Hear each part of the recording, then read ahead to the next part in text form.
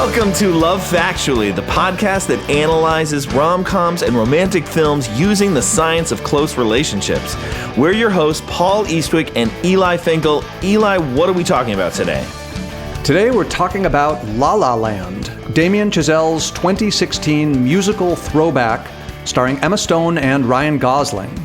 Some of the key themes we'll explore today are how much insight we have into our romantic preferences, what effective support looks like in relationships, and whether devotion to our career requires that we compromise in our relationship. And fair warning, we will be spoiling this movie today. So if you don't want to know whether listening to a particular piano melody gives you a do-over on your major relationship choices, you should go watch this movie and then come back. Okay, so Eli, tell us, who are the key characters and couples in this movie? There are really two major characters in this movie. They are Sebastian Wilder and Mia Dolan. Sebastian, or Seb, is an uncompromising musician played by the beautiful Ryan Gosling. He's a talented pianist and a monomaniacal jazz enthusiast. He believes that jazz is dying and he's fighting a one-man crusade to save it. Mia is an aspiring actress played by Emma Stone, who is, in this film, an absolute revelation. She is desperate for her big break and currently making her living as a barista on the Warner Brothers lot. Like Seb, she's passionate about her art, but she's a bit less self-assured and a whole lot less difficult than he is. There are also two notable supporting characters. One is Laura, who is Seb's sister, and she's really sick of his over-romantic impracticality. And then there is Keith, played by John Legend. He's an old acquaintance of Seb's back from the school days, and he's a leader of a popular and money-making jazz fusion band. All right, those are the chess pieces. Paul, are you ready to give us 1 minute on how the film moves those chess pieces across the board? I am ready, and start the timer. On your mark. Get set. Go. This movie is helpfully divided into 4 seasons. So in the winter, Sebastian and Mia seem to be orbiting each other. Mia's trying to make it as an actress, Sebastian as a musician, as we just heard. In the spring, they run into each other a few more times, and now the magic starts to unfold. Now, Mia has had a boyfriend. That's a guy named Greg, but during a moment of clarity, she leaves a rather insufferable date with Greg and his brother and meets Sebastian at a movie, and that sets their relationship in motion. Then in the summer, while she works on her one-woman show, Sebastian reluctantly joins up with the band, fronted by Keith, played by John Legend, and by the time fall rolls around, Sebastian's role in the band creates tension in his relationship with Mia. They finally break up when Sebastian misses Mia's show, and Mia leaves town feeling like a failure because the show isn't really a draw. Nevertheless, Sebastian persuades Mia to return to LA for one last audition, and suffice to say, she nails it. They have a heartfelt goodbye as she heads to Paris for the shoot, and then we get the 5 years later coda, which I'm sure we're going to talk about, where we see 2 different versions of how their lives could have turned out had they made different choices. I love it. It could have been a second or two over, but was basically perfect. Hey, Paul, one thing I found sort of amusing, and I liked it in your summary as well, is they have these 4 seasons, but it's, of course, L.A., right? So this is like an East Coaster's mockery of what seasons in LA actually look like, which is that there is no when winter appears the first time, it's hilarious. It's like bright and sunny and gorgeous. So what's your relationship to this movie exactly? I mean, I have a great fondness for the movie. One thing that stands out for me about the movie is, do you recall what happened with this movie at the Academy Awards? Yeah, right. That's it. I feel like we're contractually obligated to say we also like Moonlight. Yes, Moonlight is also a very good movie. I am a big fan of Moonlight too, but for the listeners who are unfamiliar, Faye Dunaway and Warren Beatty had co-starred 50 years earlier as Bonnie and Clyde, and they were presenting the award for Best Picture at the Academy Awards, and the producers gave Beatty the wrong envelope. So he opened it and he paused, and she thought he was doing a bit, and he showed her the envelope, and she read it and said, La La Land for Best Picture. And the problem was what that envelope had actually had in it was Emma Stone's victory for Best Actress, which she had won earlier in the day. Right. And so there were a couple minutes that passed, and they had done all these celebrations, and there were, it took a couple minutes and 3 speeches, and then eventually it was like, no, Moonlight, you guys won. And that was the end of La La Land and Best Picture. It was very awkward. I know. It's such an ignominious ending for the award season for them. Yeah. And I think it's ironic, too, that, Damien Chazelle makes this love letter to L.A., and then a few years later, he's like, actually, I've decided Hollywood is dark and twisted, and here's a movie called Babylon. Oh, right. I didn't see Babylon. Was it good? Take. I mean, it's good, but it is not like this movie. Interesting. It's darker. Sure. Yeah. Yeah. So what does this movie get right when it comes to the science of close relationships? What do you have? I think this movie gets a whole lot right. It's almost like they had a good relationship scientist on set with them as they were putting everything together in the writing room. I wish it had been me. God, what a privilege. Whoever it was did a great job. Yeah. I mean, I'll get us started. They do a very good job illustrating the importance of social support and how significant others in our lives, often a romantic partner, play a crucial role in the extent to which we have successes in our lives, including career success. And you feel that in this movie. And in particular, she writes this one-woman play and performs it for him in his bedroom, right, for the first time. And he just thinks it's brilliant. And he's ecstatic about it and is convinced of its success. And that sort of encouragement is essential for her moving forward. Now, it has some downsides, but ultimately it is instrumental in the amount of career success she has. And one of the things that I really like is this movie doesn't shy away from the fact that this sort of emotional support can be tough, right? It basically says, look, you don't sit there and rest on your laurels. If you have a dream, you pursue it. And you may recall in the big fight scene where he cooked her dinner and then they had a big fight, and she basically will not let him rest. Why is it that you're pursuing this career that you don't want? You don't care. Why are you doing this? And she is just pushing and pushing and pushing because she feels he's settling. That's really interesting. I like to think about social support in the way that people who care a lot about attachment think about social support. So, there's so much relationships research on social support, as you know, going back decades and decades. But I found it so clarifying when researchers like Brooke Feeney and Nancy Collins brought the attachment lens to understand support. So what they do is they sort of put social support into these two buckets called safe haven and secure base. And these are terms that come from attachment theory, which is originally, about infants and caregivers. But what they note is that actually many of the ways that romantic partners support each other have a lot of parallels with what happens between young children and their caregivers. So the safe haven idea is where you go to your partner for support when you're feeling down, right? When you're sort of feeling beaten up by the world. Yeah. The secure base form of support, on the other hand, is the way your partner supports you as you pursue important life goals, right? Sort of encourages you to do more, right? To go further.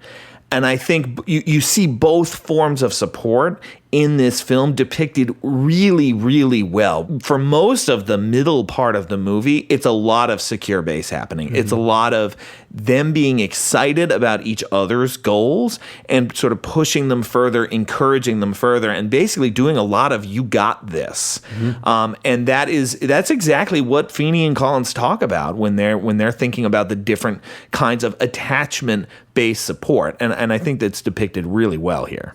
Yeah, as I'm listening to you, I'm reminded also, of course, of Shelley Gable's research on capitalization. That there have been a long, right, exactly. Many, many decades of research on social support. Almost all of it was about, can you be there for me when I need you, when I'm suffering?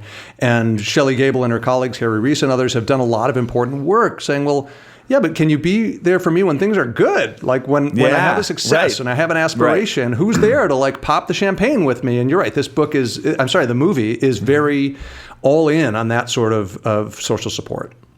Okay, I had another thing that this movie gets really right about relationships, and this one you forecasted in your intro, and it has to do with what people say they want in a partner, and really this couldn't have depicted this process any better. It's so good. It's so good. So when Sebastian is talking to his sister, and his sister is trying to pitch him on some girl that he's got to call, he says, "Does she like jazz?" Yeah. And then when Sebastian is hanging out with Mia on the Warner Brothers lot and they're walking around, she has this great bit where she's like, "I think I need to tell you this to get it out of the way now. I hate jazz." Yeah, I wrote it down too. And it's like, okay, if they'd been dating online, that's a deal breaker. He clearly said it very, very clearly. Yeah, okay, the door closes. But what does he do instead? He takes her to a club and he's like, "I am going to help you to feel what I feel when I listen to jazz as played by these musicians in this kind of context. I'm going to tell you about the history of these things. You're going to see me be passionate about a thing, and then it's going to get you passionate about it." I mean, she says later in the movie, people love what other people are passionate about. Yeah. And I think that's exactly captures the issue. We think we want somebody who comes already prepackaged sharing our values.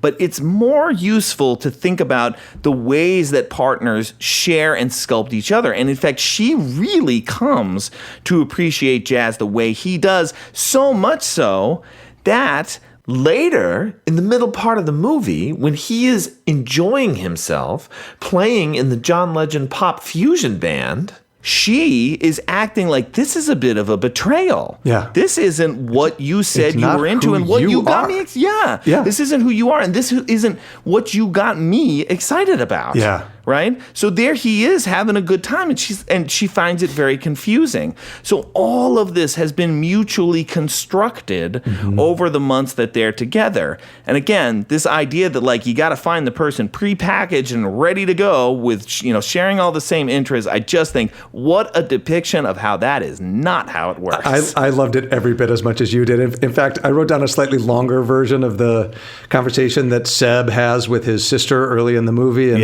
I'm going to read a bit of it here because, she says, "I have someone for you to meet." He said, "I don't want to meet anybody. Does she like jazz?" And Laura says, the sister says, "Probably not." And he says, "Then what are we going to talk about?" And what's what are we going to talk about that last line is Mia doesn't like jazz. She's very clear about it right from the start. She, knocks off a reference to Kenny G within the opening moments there.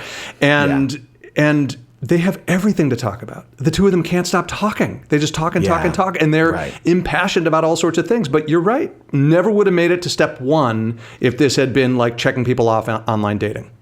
Yeah, exactly. Now, I think there's another fascinating component of this as well, which is that we get this sense that Sebastian doesn't think a whole lot of actresses. And of course, as a stereotype and, sort of as this vague idea of what he's looking for, I think Mia would also not fit in that dimension too.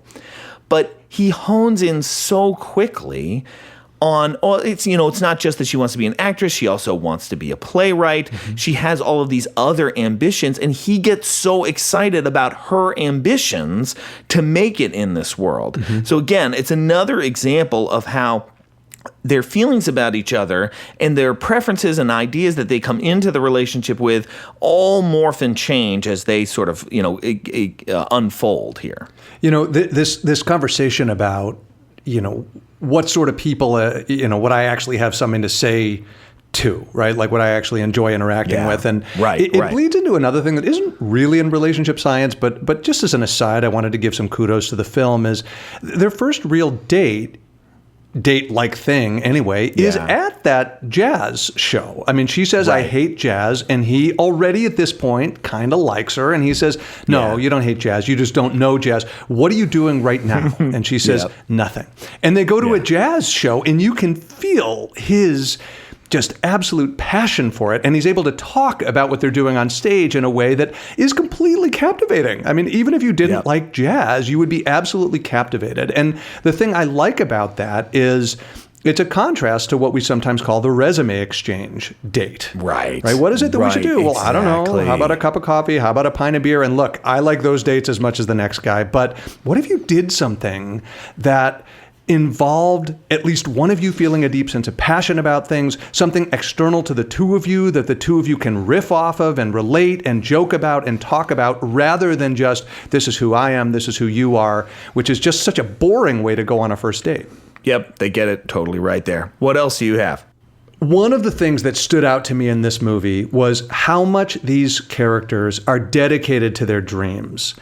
Sebastian, Mia, these are people who know who they are, they know what they want, and in a pretty uncompromising way, they're going to do everything they can to try to live out those dreams. And that was really relevant for me because I've been very interested in how our ideas of relationships have changed over time.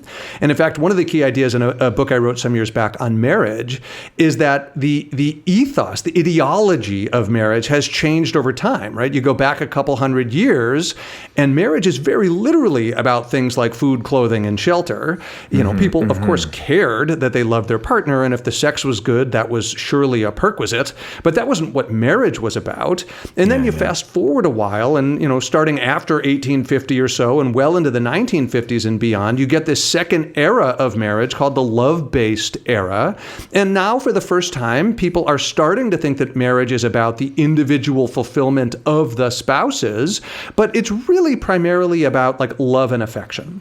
And that's still something we care about. But one of the things that was really vivid about the 1960s and well into the 2024 is, even if love is strong, today there's a reluctance to be in a marriage that doesn't feel true, that doesn't feel authentic, that feels like you're not really growing into your real self. And so it wouldn't be shocking these days to hear somebody say, like, look, John is a wonderful husband and he's a good father and I do love him, but I feel stagnant and I'm not going to spend the next 3 years of my life, 3 decades of my life in a marriage like that.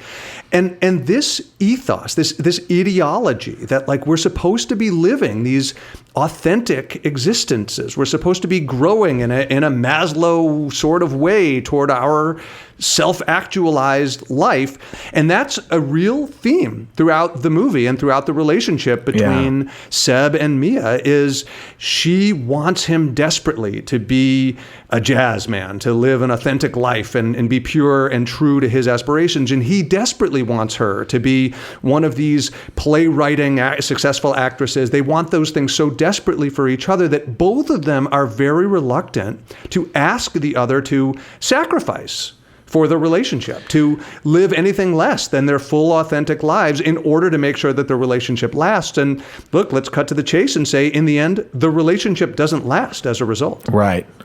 So that's so interesting because I interpreted their demise, and the way they start to fall apart in this movie is really interesting and is, I think, again, depicted very well and very realistically.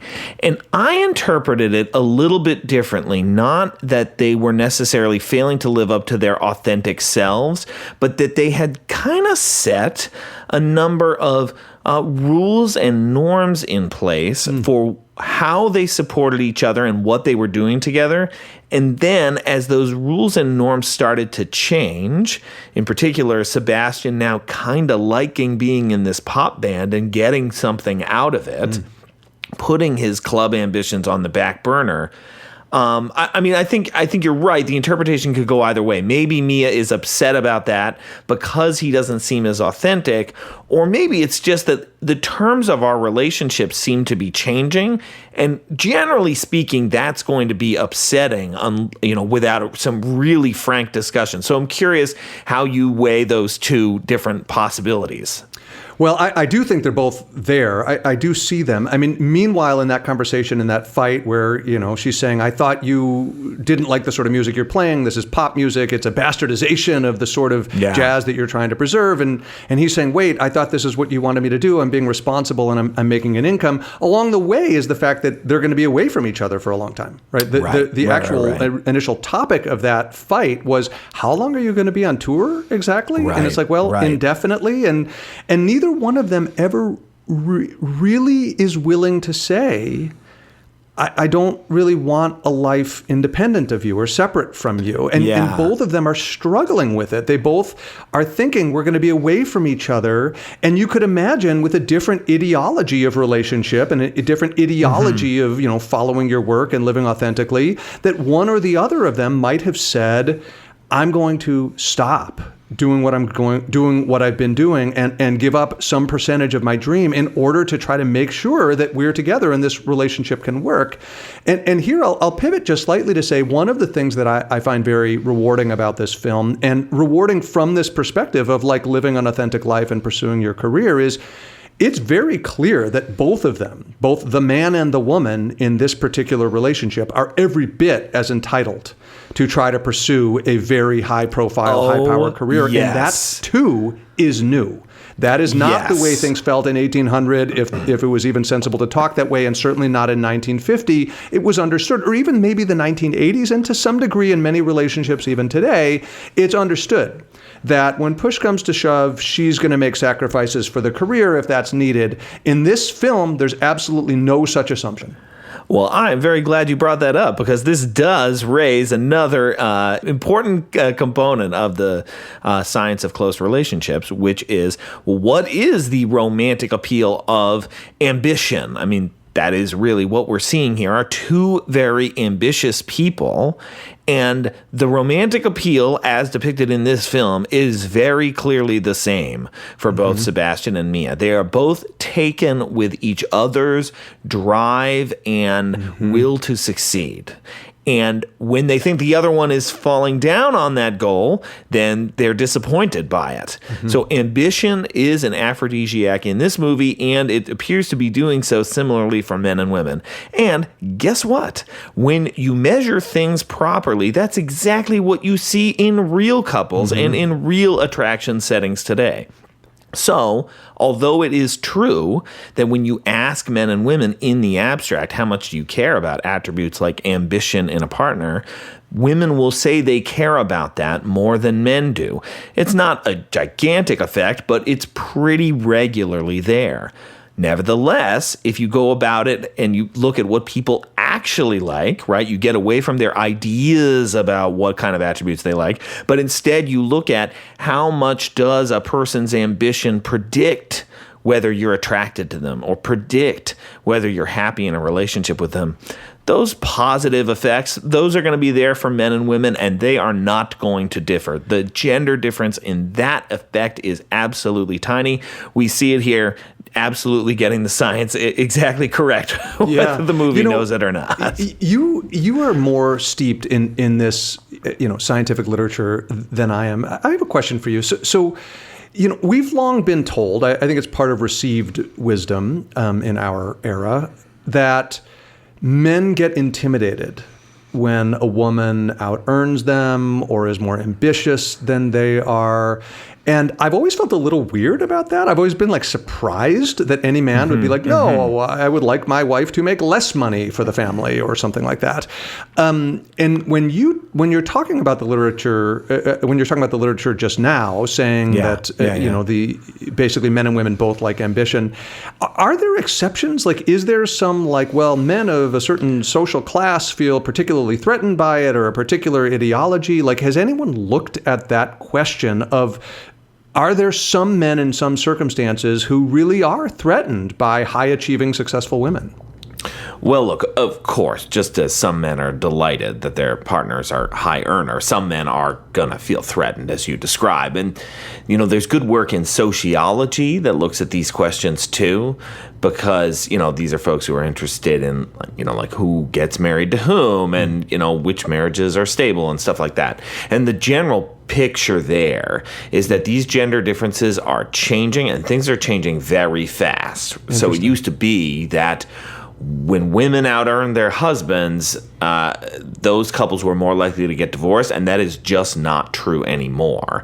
And similarly, you see a lot of hand-wringing today about, if women are earning more undergraduate degrees and more advanced degrees than men, that means that these women's marriage prospects are going to decline, right? These fragile men, they need to be in the limelight at all times. But that's actually just not true. Oh, interesting. In fact, these days, if anything, highly educated women are more more likely than highly educated men to marry partners without bachelor's degrees. So, if you ask me, this is a case where, our evolutionary assumptions about what men can handle have infected our ability to see the data clearly, right? Like men like Sebastian are far closer to the norm now. Fascinating. Anything else that you wanted to make sure we gave a shout out for this movie that's got a whole lot right about relationships? Anything else that you want to flag?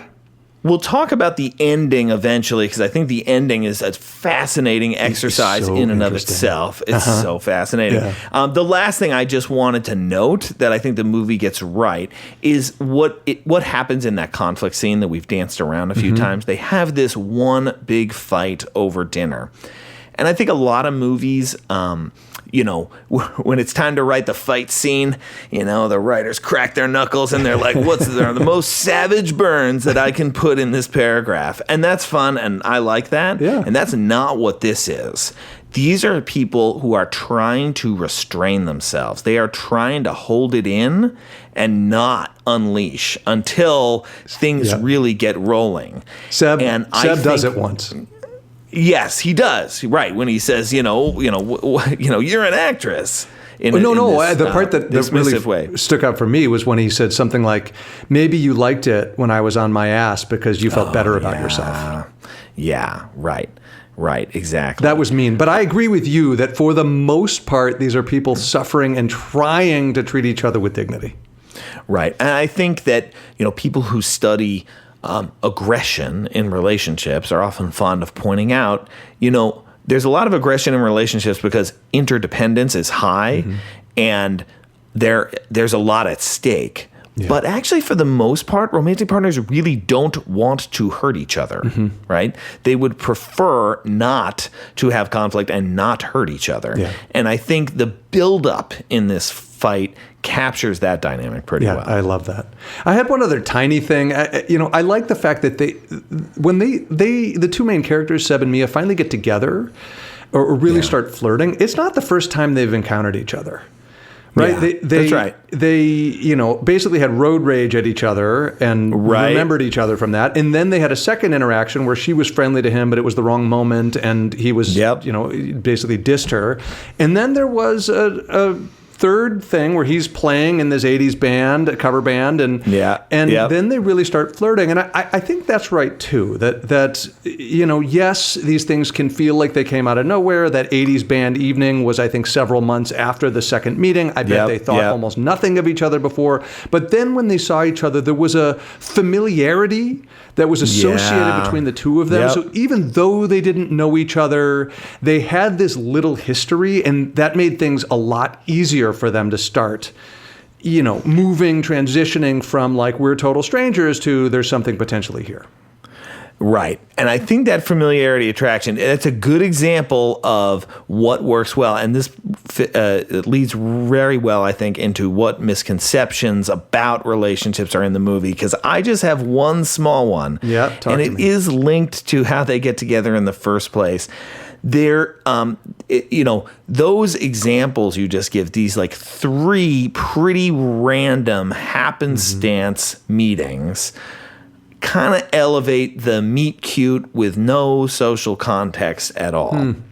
And I do feel like it's my job to point out that usually when people are meeting each other, they are doing so through social networks, through people that they know in common. And it isn't too common that people hit it off with strangers. Now, as you pointed out, they're not strangers when they hit it off. They meet each other a few times, but it's like three random occurrences as they keep running into each other. In most modern urban contexts, that isn't how it's going to happen. It would be socially mediated in some way, right? It'd be a friend of his sister, or they'd be at some point. Yeah. She tried. She was like, I have a girl for you. And he was like, nah, not going to meet her. Doesn't like jazz. Yeah. Right. So that right there is really kind of the only thing that I had, the only misconception that I flagged. Did you flag any? I was also scraping the barrel. I mean, I had a bunch of notes, and I was like, oh man, I got to come up with something that they got wrong. So let me just say, I don't think this is a huge one. That said, that like absolutely glorious last 15 minutes or so of the movie. So this is the part where Mia has come back with her husband. They're in LA and they are walking down the sidewalk and they hear some jazz, and then he says, hey, let's go hear the jazz. And she figures out, whoa, this is called Seb's. And it's literally got the design that she designed for him when they were trying to encourage each other to start their own, careers and be ambitious and so forth. And then they sit down and Seb is hosting a show, and then he himself starts playing the piano. But there is an eye lock sequence between Mia and Seb that is entirely unmissable. And it's played in the movie, I think, extremely well to lead into something like a 10-minute fantasy of the life they could have had together. And then at the end, you learn, of course, that this is just a fantasy. And Mia is sitting there in the audience, as she always was, next to her husband. And his reaction to this is like, I don't know, want to stay for another one, or do you think we should go?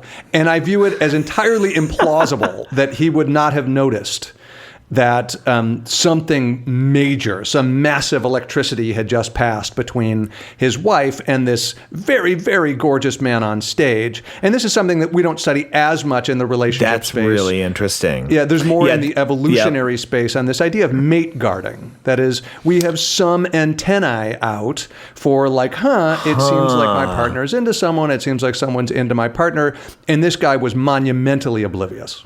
See, that's funny because I would have said it's unrealistic actually for, in some ways, the exact opposite reason, which is like, obviously they would like, as soon as she saw the sign, she'd be like, oh my God, this is my ex-boyfriend's place. I told you about him. I designed that. Oh my God, there he is. That's what would actually happen. So I would think it would be something more along those lines. I forgive the movie. I'm glad the movie didn't do that. Yeah. But that's what people do. That's interesting. Yeah. Entirely plausible. I mean, you think she tried to play it off and be all secretive and be like, that's my old boo? I don't know. But given that she played it off and given that they like basically had like lightning eye contact, Seb and Mia did, I think it was not plausible that her husband would have been like, well, that was fun. Should we stay for another one? That's funny. That's funny. Are we okay with this? Was there anything in this movie that struck you as odd or that it aged badly? Anything like that? Well, I mean, it's 2016, so it hasn't had as much time to age badly. It's still in whatever the current moral zeitgeist is. It's pretty close to 2016. Yep. I was only able to come up with one. Do you want to go first? Did you have anything that you'd want to call it out for? So as I remembered this movie, I thought, is there like a white savior thing going on with Sebastian and jazz, and it's playing the John Legend character like he's kind of a sellout? But on this watch, I realized that is really not the message here. That yes, Sebastian is a traditionalist, and yes, the John Legend character is innovating, but it becomes clear that Sebastian's really enjoying this. So I think in the end, the movie thinks that the John Legend character is also kind of right. Oh yeah, it isn't like a damning portrayal. No. It's a debate between those who want to be traditionalists and those who want to innovate. So there's not like the John Legend character is better or worse than the Ryan Gosling character. It's two different visions. If I had to quibble, it would have been in the same general space. I mean, jazz is a predominantly black art form. This is a movie predominantly focused on white characters. And, Seb is on, something that I think you could very legitimately call a crusade to preserve the longstanding integrity. So I don't think it's like a contrast to the John Legend character, but there's a vague whiff of white savior. But I'm with you mainly because I found him to be a credible character. So I wasn't troubled by any of this. Yeah, I agree. Do you have any good quotes for us? I have a few here that are pretty good. We've tilted at some of them already, but what do you have? I have a couple that I kind of liked. We'll see how far we get. So I liked the way late in the movie, so before they kind of break up. Before she goes to Paris and it's clear that, like, look, you're going to have your life and I'm going to have mine, they have a moment. This is after she's had the audition and it looks like it's going to go well, and both of them are having some career success, and she says to him, what do we do? I don't think we can do anything. Because when you get this... If I get this. When you get this, you got to give it everything you got. Everything. It's your dream. What are you gonna do? I got to follow my own plan, Stay here. Get my own thing going. And the reason why I found that so powerful is because I think it really exemplifies what we were talking about earlier, this ideology. Yeah. And when I say ideology, I don't mean to sound judgmental. We are living within ideologies whether we want to acknowledge them or not. But this is an ideology that I want to flag as very, very modern and very, very Western, especially American. This idea that, like, we've got something together, we're in love with each other, and they are. There's no doubt, even in this scene, that they love each other and feel like this is a rare sort of connection. But the idea that they might sacrifice their careers is kind of unimaginable, because it's your dream. You got to give it everything you got because it's your dream. And if it means you don't get to, be with the woman of your dreams, then so be it. That's a great example of that. I have one that is in some ways the other side of the coin, and that is the support that they're giving to each other early on in the movie. And this is as they're on that date, quote unquote, as they're walking around the Warner Brothers lot. My last audition was for a teen soap pitched as Dangerous Minds meets the OC. So, yeah. Should have been a lawyer. Because the world needs more lawyers. It doesn't need more actresses. You're not just an actress. What do you mean, just an actress? You said it yourself. You're a child prodigy playwright. That is not what I said. Well, you're too modest to say it, but it's true. So you could just write your own roles, write something that's as interesting as you are, and you don't have to audition for this pishy caca. Look at Louis Armstrong, he could have just played the marching band charts that he was given, but he didn't do. What did he do? What did he do? Well, he made history, didn't he? Well, I'm going to stop auditioning and I'm going to make history instead. Well, my work is done here.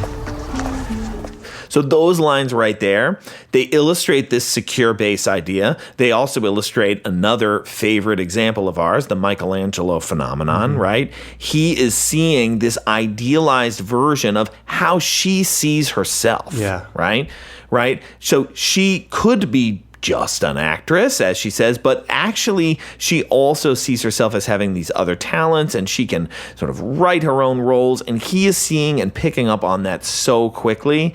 So I just liked how the movie was making clear that these important relationship processes, they're happening on, date 3. Like, as these people are still getting to know each other, you're seeing all of this support and all of this growth. And, any time that close relationship processes, you see them in attraction settings, I absolutely love that. That is a really great quote as well, and I don't think I'd noticed that those are just bookends for each other. One's like, they really are 15% of the way into the movie, and one's 15% away from the end of the movie, and they follow from each other. Like, he was totally pure from the beginning that you absolutely have to follow your dreams. And what I think the movie takes seriously, especially for a romantic musical, is there's a price that we often pay for following our dreams. And it's beautiful to follow your dreams, but in the end, these two paid a meaningful price.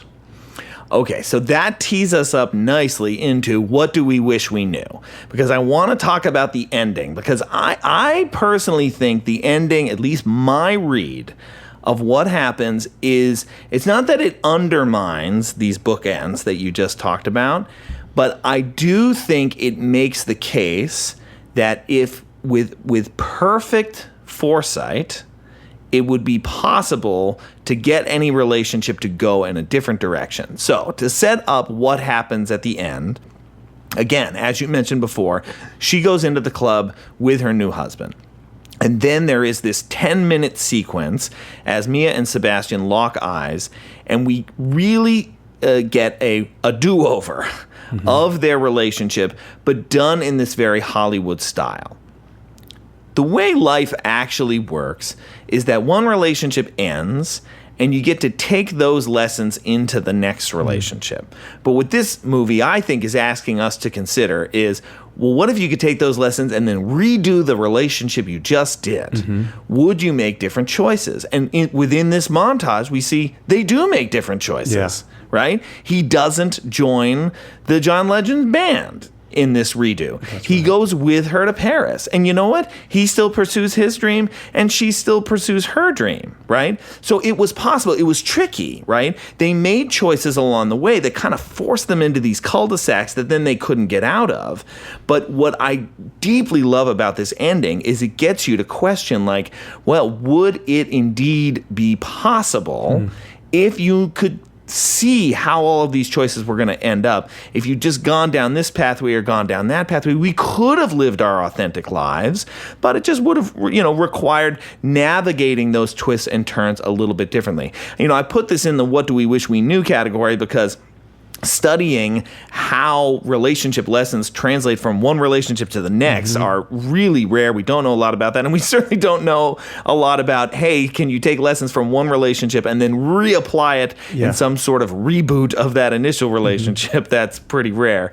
So that's, I guess, maybe where I come at this from a slightly different space, that the movie isn't damning of the living of the, or sort of asking you to choose between living the authentic life and living with this person, but saying the twists and turns are really challenging, and one false step can really doom your ability to do that because of just how chaotic it is. It depends on why Chazelle included that 10-minute fantasy alterna history of this relationship. My interpretation was that this was in fact a fantasy, that this was in fact out of reach given who they were and what they aspired to. But I hear you that they're... it is all Hollywoodized, right? Oh, no doubt. So it's a fantasy. Quite possible. Yeah. Yeah, but you're right. Okay, so I had a couple too. I had a couple of these, like, what do I wish we knew more of? Let me mention a small one and then a big one. Okay. The small one, such a little moment in the movie, and there's so many of these in this movie. This is basically about, like, memory and relationship. So you may remember she gets a callback audition, and she goes into the audition, and basically they don't take her seriously. It's obvious that she's not going to get the part, and she just has to suck it up and deal with the indignities of being an actress in Hollywood. And she's angry, and she gets into her car and she drives by, and then she sees the Rialto Theater, which is a movie theater that he mentioned and that they've got this date planned for, and you witness her facial expression change. The frustration and the anger are gone. The unpleasant emotion associated with what she just endured in that awful callback is gone, and instead she's just absent-mindedly smiling. And I don't know that much about how circumstances that we encounter in our everyday life influences how we think about our relationship, and then how that in turn influences what we do in our relationship. This is, like, I think a relatively minor one that I don't understand. I don't know much about, and I think it matters. But it's a good one because it happens a bunch of times. There's also this moment of clarity when she hears their song on the radio, when she's at the insufferable, dinner with her then boyfriend, and it's just like, bang, I am done with this. I'm gone. And it is like these little cues that get you to remember something or get you to realize something, and like moments like that are still pretty mysterious in the way that we understand relationships. Yeah. For me, the big one is, and you're going to know about this because I've been talking your ear off about it for 20 years. I don't really think we know how flirtation works. Oh, at least not in a good way. I mean, like that party where they actually hit it off. It's adorable. I mean, they're mocking each other. They're teasing each other. Then they have this glorious, beautiful dance sequence overlooking L.A. and saying they aren't into each other. The whole thing is like, what a bummer that I have to have this beautiful view with somebody as awful as you. Like two other people really who actually like each other might actually enjoy this beautiful moment, but because it's the two of us, like that sucks. And before then, when he was in the 80s band, she requested I Ran, that 80s song, like I walk along the avenue. I never thought that I'd meet a girl like you. And she looks up at him and she's just adorable. And she's like, me. It's she's so mouthing funny. me. Stop. It's funny. And it's like, I don't know what to say other than they are absolutely, especially Mia, they are absolutely crushing it. They are flirting with an A+ game. And I don't think we as a field really know how that works. It's like almost a little mean, but it works. It's teasing. It's banter. It's teasing. It's negative. I mean, it's, I don't know, sort of, you could hear some like neg elements to it from the pickup artist world, but there's nothing actually caustic about it. It's playful. It's warm. So they are insults. The real way to neg a man is to ask him to play Flock of Seagulls. Flock of Seagulls. That'll do it. That's how talk to me. How many stars do you give this movie? So on a 1 to 5 star ratings, and we don't do half stars here, so you got to commit. Let me count them for you. 1, 2, 3, 4, and 5. This was a 5-star film. I also agree. This is a 5-star film. Absolutely fantastic. I mean, we haven't talked about the musical sequences. The sequence on on the highway. I mean, is just unbelievable. Yeah. The cinematography, the costumes. I mean, top to bottom, it is a work of genius. Yeah, it's a fantastic film. We also like Moonlight a lot. That's also a very good movie. Yes, we also love Moonlight. But importantly, how many Rust Bolts do you give this movie? So the Rust Bolt is named after Eli's advisor, the late, great Carol Rust Bolt, pioneer of close relationships research, with 5 stars indicating a near-perfect depiction of the nature of close relationships. How many Rust Bolts do you give this movie? You go first. What do you think? I have been on the fence between 4 and 5 Rust Bolts, and I think I'm going to land on 5. That the things that it misses are small nitpicks. It's dealing with so many complex elements here, depicting their relationship absolutely beautifully. So I land ultimately 5 Rust Bolts for La La Land. I would love to count them off again, too. 5 Rust Bolts, 5 stars. There it is. This is a wonderful, we perfectly agree. Look at us. Movie. It's a good day. Yeah, and great for relationship science. Yep. This is a good one. Well, that is all we have for today. This is Love Factually. I'm Paul Eastwick, and Eli, I'm excited to see you for the next one. I look forward to it.